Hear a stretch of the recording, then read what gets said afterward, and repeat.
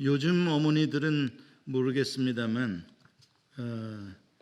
옛날 어머니들, 저희 어머니만 하더라도 일제 시대를 살아왔고 6.25 전쟁을 지나 오시면서 참 극심한 가난과 싸웠습니다. 그 가난함 속에서도 자녀들을 가르치고 자녀들을 잃지 않으려고 정말 어머니들의 헌신과 희생은 정말 눈물겨웠습니다. 그런 어머니들의 희생 덕분에 사실 가정이 깨어지지 않았고 자녀들이 거렁뱅이가 되지 않았습니다. 그러나 어머니들의 주름은 더 깊어지고 어머니들의 온몸은 안 아픈 곳이 없을 만큼 어머니들은 많이 희생하셨습니다. 가끔 옛날인데 요즘에도 그러는지 모르겠습니다만은 뉴스에 가을 되면은 나오는 뉴스가 있었습니다. 단풍이 질 때쯤 되면은 시골 마을에 아주머니들이 윗동네 아랫동네 이렇게 개를 들어가지고 관광버스 하나를 큰 걸 빌려서 여러 가지 음식을 장만해가지고 관광버스를 타고 단풍이 있는 산으로 놀러를 가는데 차를 타고 가면서 얌전히 갈 수가 없어가지고 거기서 음주 가무를 즐기면서 그래가지고 하도 뛰어가지고 차가 흔들려서 사고 날 위험이 있다 이렇게 뉴스에 나오는 것들을 종종 듣습니다. 여러분 그런데 이해가 됩니다. 그 시골에 옛날에 뭐 즐길 게 뭐가 그렇게 있었겠습니까? 그러니 어쩌다가 한번 그렇게 여행을 친구들과 함께 가게 됐으니 얼마나 기쁘겠어요. 그래서 그렇게 좀 뛰고 노래도 하고 그렇게 한다는 게 이해가 돼요. 요즘 말로는 그걸 스트레스를 푼다 그러는데 옛날에는 스트레스라는 단어를 모를 때는 그거 다 한풀입니다. 그동안 쌓였던 한을 그 속에 쌓여놨던 그 열불을 그렇게 한번 토해내고 와야 집안이 조용해지는 거예요. 그거를 안 토해놓고 계속해서 쌓으면 여자가 한을 품으면 어떻게 된다 그래요? 얘 한여름에도 서리가 내린다. 무지막지한 겁니다 이거. 한여름에 서리 내리면 곡식 다 죽어요. 그래서 그렇게 여자들이 한을 못 풀어가지고 처녀 귀신이 되고 뭐 과부 귀신이 되고 이름 모를 여자 귀신들이 많이 떠돌아가지고서는 살풀이 구슬해야지 귀신들이 간다고 이렇게 하지도 않습니까? 역사적으로 이렇게 억울하고 한이 많은 그 어디다 풀 데가 없는 이 여인들의 그 고통, 아픔, 눈물 그걸 누가 받아주겠습니까? 그걸 풀어줄 대상이 누가 있겠어요? 세상에는요 그런 대상이 찾기가 어려워요. 형제도 싫어해요. 너무 징징거리고 너는 맨날 왜 그러고 사니? 막 이러고 형제들에게도 한두 번이죠. 안 돼요. 이렇게 비참하게 살아가는 여자들을 누가 관심을 가지고 그렇게 따뜻하게 사랑으로 보듬어주고 그러겠어요? 현실적으로 어려워요. 그래서 성경에 보면 여호와 하나님이 자청하고 나서셨어요. 내가 그들의 하나님 되어줄게. 내가 그렇게 한 많은 여인들의 남편 되어줄게. 내가 고아들의 아버지 되어줄게. 그래서 하나님은 당신의 이름을 지셨는데 나는 고아와 과부의 하나님이다. 그렇게 아예 이름을 지셨어요. 그들의 편을 들어주고 그 고아 같은 어려운 아이들을 하나님이 돌봐서 키워주고 뿐만 아니라 하나님께서는 말씀을 통해서 하나님을 믿는 하나님을 아는 하나님의 백성들은 이 하나님의 마음을 이해하고 주변에 그런 고아가 과부가 억울한 사람들이 있으면 그들을 좀 들어주고 품어주는 일을 하라고 주님께서 우리에게 명령하세요. 신명기 24장 17절에 이런 말씀이 있어요. 같이 읽어볼까요? 시작. 너는 객이나 고아의 송사를 억울하게 하지 말며 과부의 옷을 전당 잡지 말라. 19절 또 있습니다. 네가 밭에서 곡식을 벨 때에 그 한 뭇을 밭에 잊어버렸거든 다시 가서 가져오지 말고 나그네와 고아와 과부를 위하여 남겨두라. 그리하면 내 하나님 여호와께서 내 손으로 하는 모든 일에 복을 내리시리라. 아멘. 하나님께서 약속하시고 명령하셨어요. 고아와 나그네와 과부를 생각해 주는 사람들, 돌보아주는 사람들에게는 마땅히 해야 하지만 하나님께서 복을 주시겠다 약속하십니다. 오늘 읽은 본문에 보면 한많은 한 과부가 등장을 합니다. 그녀의 남편은 평소에 하나님을 잘 경외하고 섬기던 믿음의 사람이었어요. 얼마나 믿음의 사람이었는지 하나님을 위하여 선지자 노릇을 하기 위해서 엘리사에게 가서 선지자 훈련을 받는 그런 사람으로 살았어요. 그런데 갑자기 죽어버렸습니다. 이 여자는 졸지에 과부가 돼서 어린 두 아들과 함께 앞으로 참 고단한 인생을 살아가야 되는 거예요. 얼마나 살 길이 막막한지 몰라요. 그런데 죽은 남편이 빚을 남겨두고 죽었어요. 그래서 남편이 죽은 뒤에 채권자들이 집으로 와가지고 협박을 하고 가는 거예요. 빨리 빚을 안 갚으면 네 두 아들을 데려가서 우리의 노예로 삼겠다. 여러분, 이 여인이 얼마나 슬프고 속상하고 두려웠겠어요. 남편 잃은 것도 너무 견디기 어려운 고통인데 두 아들을 노예로 뺏기다니. 왜 이렇게 빚을 졌을까 생각해 보니까 빚을 질만도 하겠다. 왜냐하면 생각해 보세요. 선지자 훈련 받으려고 엘리사의 종노릇을 하는데 얼마나 월급을 줬겠어요. 그러니까 그냥 가족은 먹고 살아야 되겠고, 그러다 보니 조금씩 빚을 진 게 아마 쌓였겠죠. 예나 지금이나 비슷합니다. 하나님의 종이 되어서 전임 사역을 하려는 사람들은 항상 그게 무거운 짐이에요. 나 개인이야 하나님이 부르셨으니까, 소명을 가졌으니까 그냥 뭐 죽을 먹어도 그냥 굶어도 하나님의 일을 하겠지만 가족들이 고생을 하잖아요. 그러한 가난의 짐을 물려줘야 되고요. 이게 참 힘든 일이에요. 1절에 보니까 그 여자가 엘리사를 찾아가서 하소연을 합니다. 부르짖었다라고 표현하는 이 부르짖었다라는 단어가 하소연한다는 단어예요. 어필한 거예요. 억울하다, 나 너무 억울하다 소리내요. 울면서 말을 합니다. 그녀가 한 말 속에 빚쟁이가 와서 애들 둘 데려가려고 한다라는 것도 중요하지만 그 여자가 한 말 가운데 두 가지 아주 특징이 있는 부분이 나와요. 첫째는 당신의 종이라는 말이 두 번 반복되어 나옵니다. 당신의 종은 누구의 종을 말하는 거예요? 엘리사의 종. 내 남편이 엘리사 당신의 종 노릇을 하지 않았어. 그걸 강조하는 거예요. 또 특징적인 말은 여호와를 경외했다. 내 남편이 살아있을 때 그걸 당신이 알지 않느냐. 자, 이게 무슨 뜻이겠어요?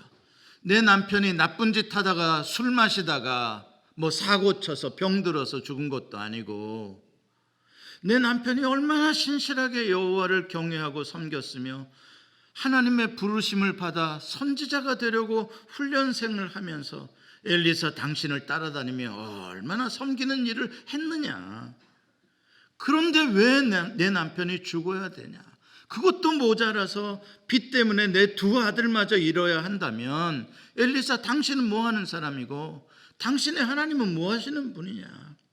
이거밖에 안 되는 거냐. 예, 이 여자가 충분히 속상하고 억울하게 느낄만 하고요. 엘리사를 찾아갈만 합니다.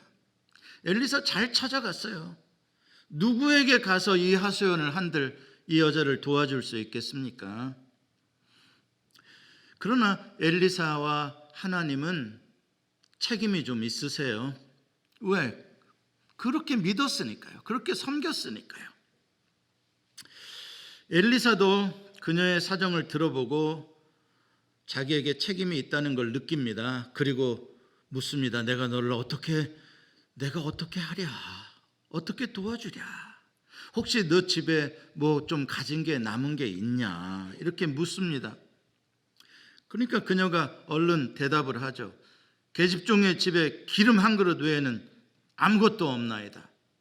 우리말 번역에는 아무것도 없다는 게 맨 뒤에 와 있잖아요. 근데 원어의 어순으로 하면 아무것도 없나이다가 맨 앞에 나와 있어요.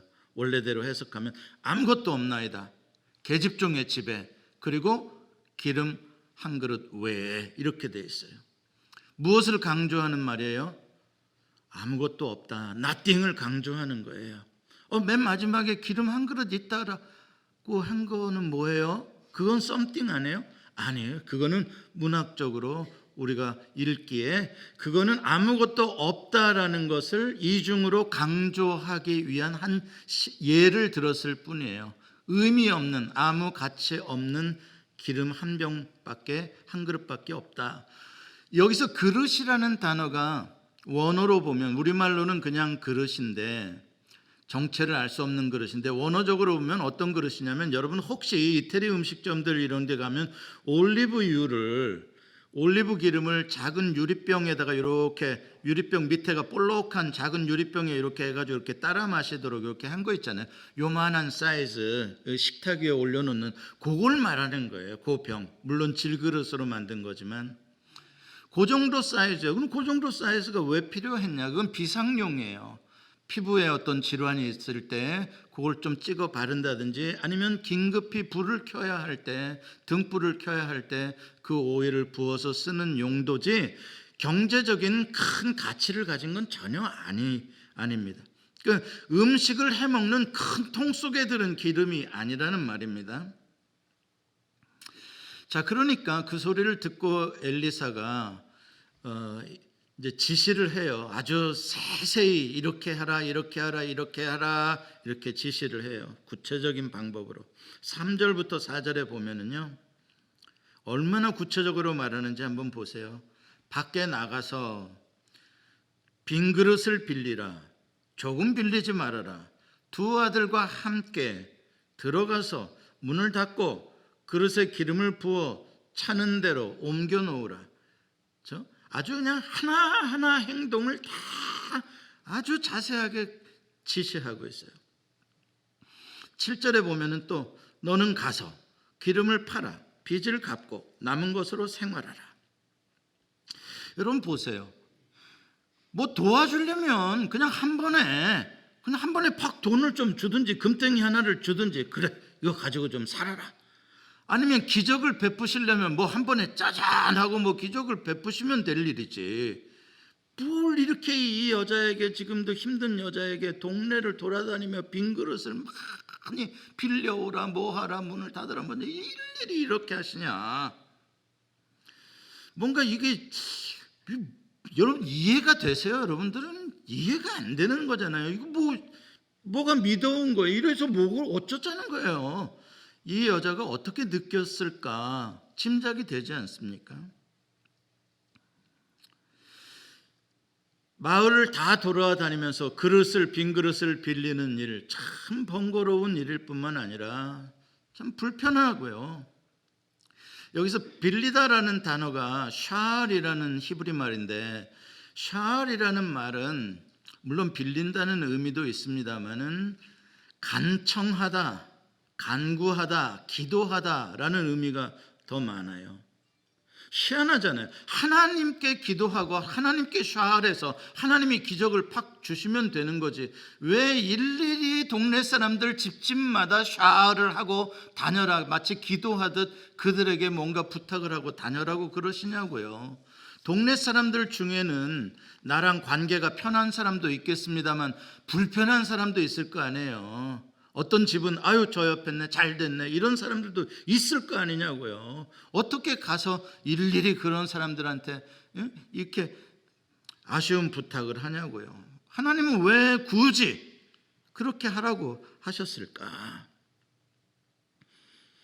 이건 알 수 있을 것 같아요. 왜냐하면 이 여인의 한 개인의 가정의 문제가 아니라 이 문제를 마을 공동체 전체의 문제와 전체의 참여 쪽으로 하나님께서 보고 계시다는 거예요.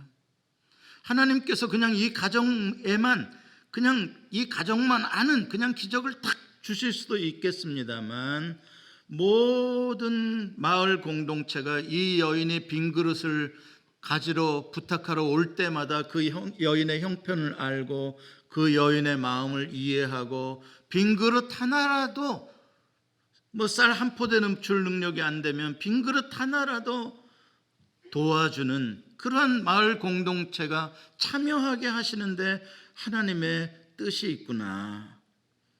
한 개인의, 한 가정의 아픔으로 끝나지 말고 그들의 아픔을 모든 공동체가 쉐어하고 작은 것 하나라도 그 문제를 풀어주기 위해서 참여하기를 원하시는구나.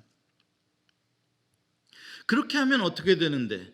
그렇게 하면 그 여자를 통하여 나타났던 기적이 공동체 전체의 기쁨이 되는 거고, 그 여자를 통하여 나타났던 하나님의 영광을 공동체 전체가 보고 믿음을 갖게 되는 거예요. 이게 하나님이 주시고자 하시는 유익인 것이죠.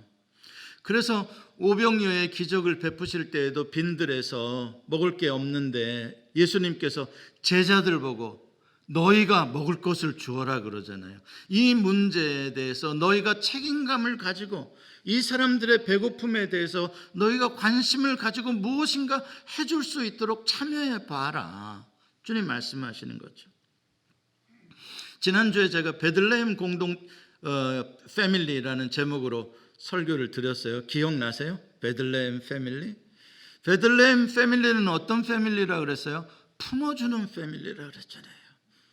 모압의 공동체를 떠나서 어떻게 보면 공동체를 배신하고 이방 땅으로 갔다가 완전히 망해먹고 돌아오는 과부가 된 늙은 나오미, 그의 과부된 며느리 룻, 그들을 괄세하지 아니하고 차별하지 아니하고 잘 품어줬다 그러잖아요.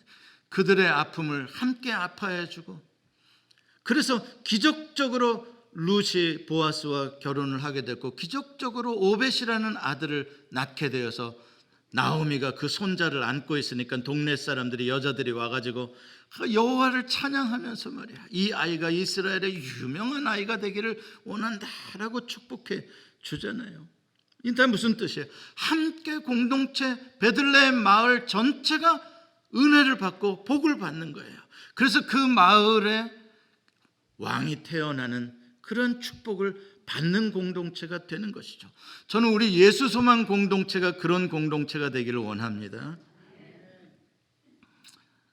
5절에 보면은 이 여인이 엘리사의 말대로 그대로 순종을 합니다. 심지어는 동네에 가서 그릇 빌려온 거는 아예 생략할 정도로 그냥 바로 즉시 순종했다는 게 나와요.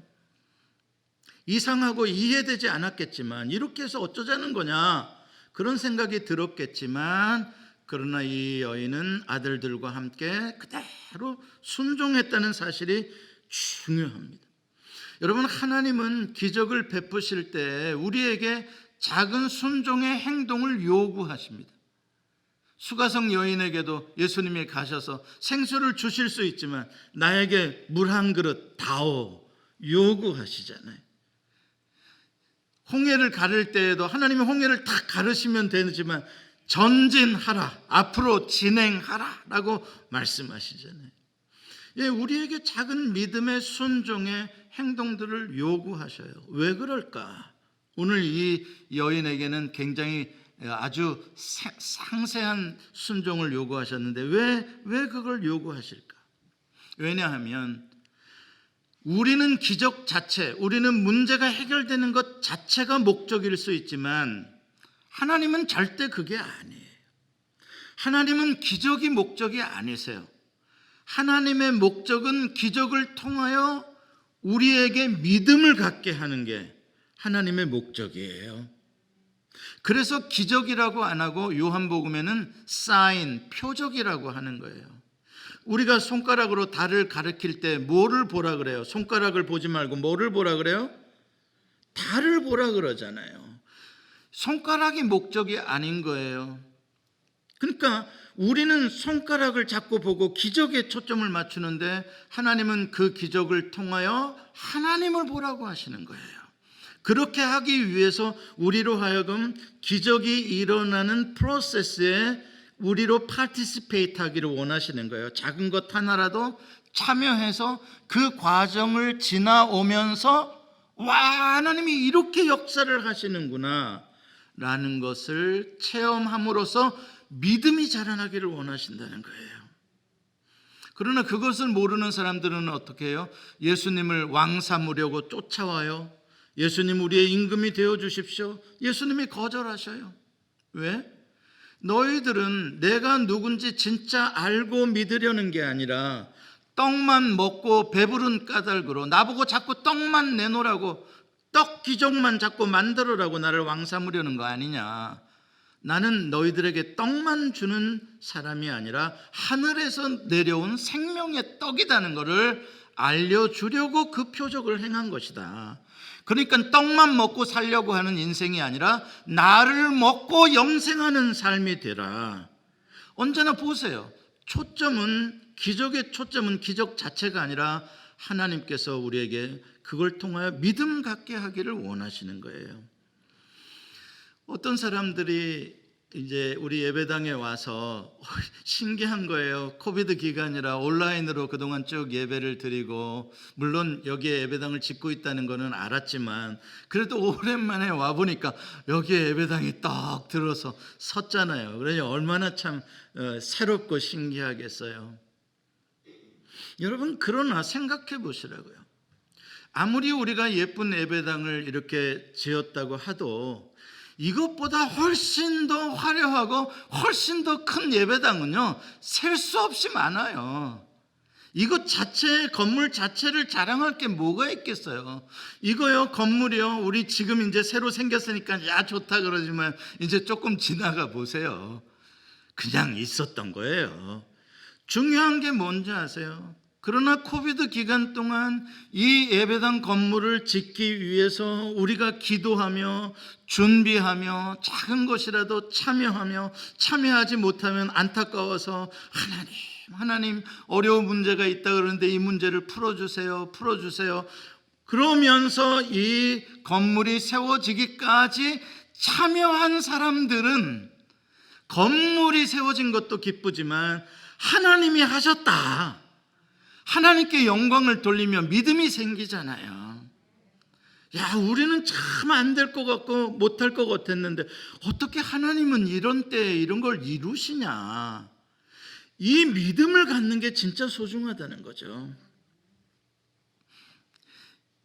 이 과부는 엘리사의 지시대로 그릇을 빌린 다음에 두 아들과 함께 집 문을 닫고 들어가서 아들들은 그릇을 가지고 오고 엄마는 그 그릇에다가 기름병으로 기름을 따르고 합니다. 이게 너무나 중요한 장면이에요. 문을 닫고라는 건 무슨 의미겠어요? 집중하라는 거예요. 지금 그릇에 기름을 붓고 따르는 거기에 뭐에 집중이요? 하나님의 기적이 일어나는 그 상황, 그 프로세스, 그거를 온 몸과 마음으로 느껴라는 거예요. 그냥 온통 거기에 빠져가지고, 우와, 빈 그릇을 갖다 놨는데 엄마가 기름을 쭉 부으면 이 기름병보다 10배, 20배나 더 큰 그릇인데 거기가 다 차는 거야. 엄마 그릇 또 갖다 놓고 또 쭉 부으면 또 차는 거야. 엄마 또 그릇 몇 개나 했을지 모르겠어. 모르긴 해도 한 100개는 하지 않았을까 모르겠어. 세상에, 옛날에 그런 마술이 있었어요. 인도의 물 그러면 또 쪼르륵 나오고 한도 끝도 없이 흉내내는 거죠. 너무 신기해. 이게 뭐예요? 왜 그것을 아들들하고 같이 하라 그래요? 엄마가 혼자 할 수도 있잖아요. 근데 왜 아들들을 보고 하라 그래요? 가장 중요한 거는 뭐예요? 그냥 올리브 기름 한 번에 그냥 엄청나게 많이 큰 탱크로 한번 퍽 주실 수도 있는데 몇 시간 걸려서 몇백 개의 그릇을 채웠는지는 모르지만 중요한 건 참여와 경험이라는 거예요. 네 아들들도 하나님이 살아계시다라는 것을 보라는 거예요. 체험하라는 거예요. 이 믿음이 있어야 앞으로 살아갈 수 있다는 거죠. 어떤 목사님들은, 또 어떤 분들은 이 본문에서 늘 안타깝다고 말씀하시는 게 뭐냐면, 더 이상 빈 그릇이 없으니까 기름이 그쳤다라는 표현이에요. 6절에 보면은 그릇을 더 가져와라 아들한테 했는데, 엄마 그릇 다 떨어졌어. 그러니까 기름이 더 이상 안 나왔다는 거예요. 아쉽죠? 아이, 그릇 하나라도 더 있었으면 더 따르는 건데. 여러분, 성경을 그런 식으로 읽으면 안 돼요. 뭔 말인 줄 아세요? 우리는요, 뭔가 자꾸 물질의 욕심을 가지고 성경을 봐요. 와, 그릇 100개 빌리지 말고 200개 빌릴 걸. 막 그러면은 안 끝이고 계속 나올 거 아니냐고. 1000개 빌릴 걸. 막 1000개 쌓이게. 우리는 그런 시각으로 성경을 봐요. 그래서 어떻게 하겠다는 거예요? 올리브 기름으로 신세 바꾸겠다는 거예요? 성경은 그게 아니에요. 성경이 표현한 거는 부정적인 표현이 아니에요. 기름이 그쳤더라라는 건 결코 부정적인 표현이 아니라 모든 그릇을 다 채울 때까지 부족함이 없이 나왔더라를 말하는 거죠. 아무리 그릇을 많이 빌렸선들 어쨌든 끝은 있었을 거 아니냐고요. 어쨌든 한계는 있었을 건 아니냐고요. 그걸 다 팔아봐야 돈이라는 건 한계가 있지 않냐고요. 기적은 일회적인 거잖아요. 근데 자꾸 그릇 많이 빌려라 그러면 소리를 하면 되겠어요? 중요한 건 그릇이 몇 개냐가 중요한 게 아니라 그 그릇 속에 하나님의 기적이 채워지는 것을 보고 이 하나님이 누군가를 확실히 믿어라는 거죠. 그릇이 1000개 채워졌어도 1000개 채워진 올리브 오일에만 관심을 갖는다면 무슨 소용이 있겠냐고요. 그 올리브 오일 다 떨어지면 뭐 또 다시 거렁뱅이 되게요. 그게 중요한 게 아니다 이 말입니다. 하나님이 어떻게 우리를 사랑하시나, 어떻게 우리를 도와주시나, 그거를 현장에서 체험하고 이제 앞으로는 너가 혼자가 아니다 이 말이에요. 이 전능하신 하나님이 이 과부의 남편이 되어주시고 이 어린 두 아들의 아버지가 되어주셔서 어떠한 어려움이 있을 때에도 하나님이 이러한 기적으로 살려줄 테니까 두려워 말고 이제 앞으로는 하나님만을 의지하고 살아가라. 그걸 지금 하고 있는 거잖아요. 그래서 오늘 본문에서 기름 한 병, 작은 기름 한 병이라는 건 nothing이라고 아까 말씀드렸죠. something이 아니라 nothing이라고요. 그거는 아주 심벌릭한 미닝을 가지고 있어요. 그 작은 기름 한 병이라는 거는 과부와 두 아들의 삶을 상징하는 거예요. 지극히 작은 자들이잖아요. 세상적으로 보면은 무시할 수 있는 그런 연약한 자들이잖아요. 그런데 그들을 하나님께서 쓰셔서 역사하시면 동네의 빈 그릇을 다 채워주고도 남는 그러한 사람들로 살아갈 수 있다는 거예요. 너희들은 결코 작은 존재가 아니라는 거예요. 하나님이 너희를 통하여 얼마든지 하나님의 영광과 기적을 드러낼 수 있고 너희들만 먹고 사는 게 아니라 동네 사람들까지 부유하게 할 수 있는 삶이 될 수 있다는 겁니다. 여러분, 그동안의 어려운 역사를 지나오면서 홀로 돼서 아이들을 기르며 장사하며 그렇게 길렀던 어머니들, 새벽 예배 때 와서 하나님께 눈물로 부르짖고 살고 그랬던 어머니들 말이에요. 그 아들들에게, 자녀들에게 믿음을 주니까 그 자녀들이 얼마나 오늘날 훌륭한 사람들이 되어서 얼마나 많은 사람들을 먹여 살려주는 그런 아름다운 일들을 감당하고 있냐고요. 작은 기름 한 병. 여러분, 떨기나무에 불꽃이 임했다는 것도 보세요. 떨기나무, 모세를 상징하는 거잖아요. 떨기나무, 늙은 모세. 그러나 거기에 여호와의 능력에 불이 함께 하니까 리파이어링이 되어서 자기만 아니라 모든 민족을 구원해내는 영도자가 되잖아요. 보리떡 5개, 물고기 2마리, 나띵이죠. 그거 5,000명에 비교하면 의미 없는 거예요. 그러나 그것을 통해서 하나님 역사하시고요. 사르밧 과부의 몇 방울 남지 않은 기름병, 엘리야를 먹여 살렸을 뿐만 아니라 그 기름병의 스토리는 오늘도 우리가 읽으면서 그 하나님의 영광을 보며 믿음이 생기잖아요.